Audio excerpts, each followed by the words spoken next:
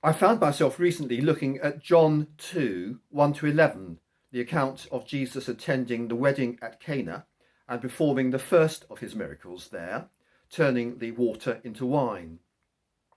John tells us that this was the first of his signs, and he says, Jesus manifested his glory and his disciples believed in him. There's a lot in these few verses which we could explore. What I want to do in today's thought is simply to show how we are given a marvellous demonstration of what prayer is all about. In fact, one writer says that this passage tells us the secret of prayer. And I think he's absolutely right. What I have in mind is the conversation between Jesus and his mother. You remember that Jesus, his mother, and his disciples were all invited to the wedding. So we can assume that the family was closely related to or very friendly with the family of Jesus. Certainly we notice that the host and the hostess knew Mary well enough to let her know the embarrassing situation which had arisen when the wine had run out.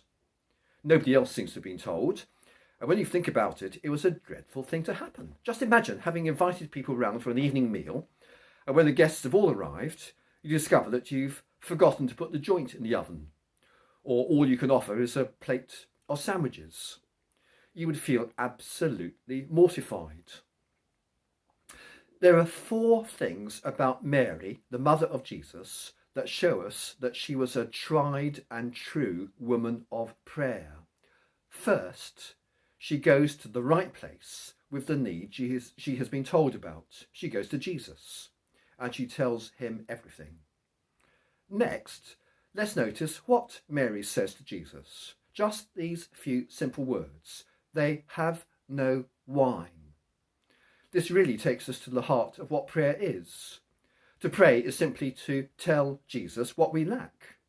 And intercession, prayer for others, is to tell Jesus what we see that others lack. In the third place, let's notice that she did nothing more.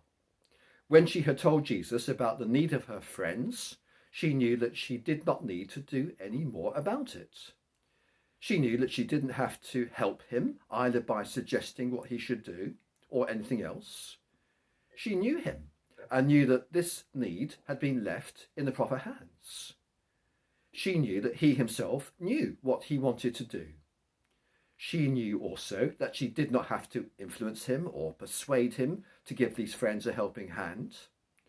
Let's be sure when we bring our prayers to the Lord that no one is as willing to help as he is. In the fourth place, let's notice that when the mother of Jesus had presented her request, she had done her bit. As far as she was concerned, she was through with the matter. She'd left it with him. She was no longer responsible, so to speak, for the embarrassing situation. The responsibility had been placed upon Jesus. How do our prayers compare with Mary's? Let's run through those 4 things again. First, when a need arises, or we become aware of a need, is our instinct to turn to the Lord. Do we say to ourselves, I must pray about this? That doesn't mean that we have to rush to a church or a special place. We can pray wherever we are. We don't have to speak the prayer out loud. We can simply direct our prayer in our thoughts to the Lord. That's what we sometimes call an arrow prayer.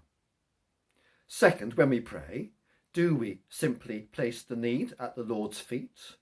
Do we simply tell him what we or others lack? Do you remember the Old Testament incident when Jerusalem was under siege from the Assyrians and the Assyrian leader sent a mocking letter to King Hezekiah? Do you remember what King Hezekiah did?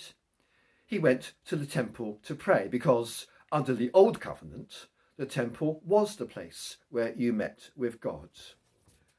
Now, of course, under the New Covenant, we meet with God in and through Jesus. He is the fulfillment of the Old Testament temple. But the important thing to notice about Hezekiah is that in the temple, he laid out the letter before the Lord. It's as if he was saying, look, Lord, you read this letter they have sent. Third, Do we feel that we have to tell the Lord how to answer our prayer? Do we dictate to him what we reckon he should do? That's not what Mary did. Having told him the need, she was willing to leave it with him how he would deal with the matter. And fourthly, when we have prayed, do we know that the responsibility is no longer ours? We have cast our burden onto the Lord. It's no longer on our shoulders. He carries the load. As I said earlier, there are plenty of other things for us to take note of in John chapter 2, verses 1 to 11, but let's treasure this passage as one which tells us the secret of prayer.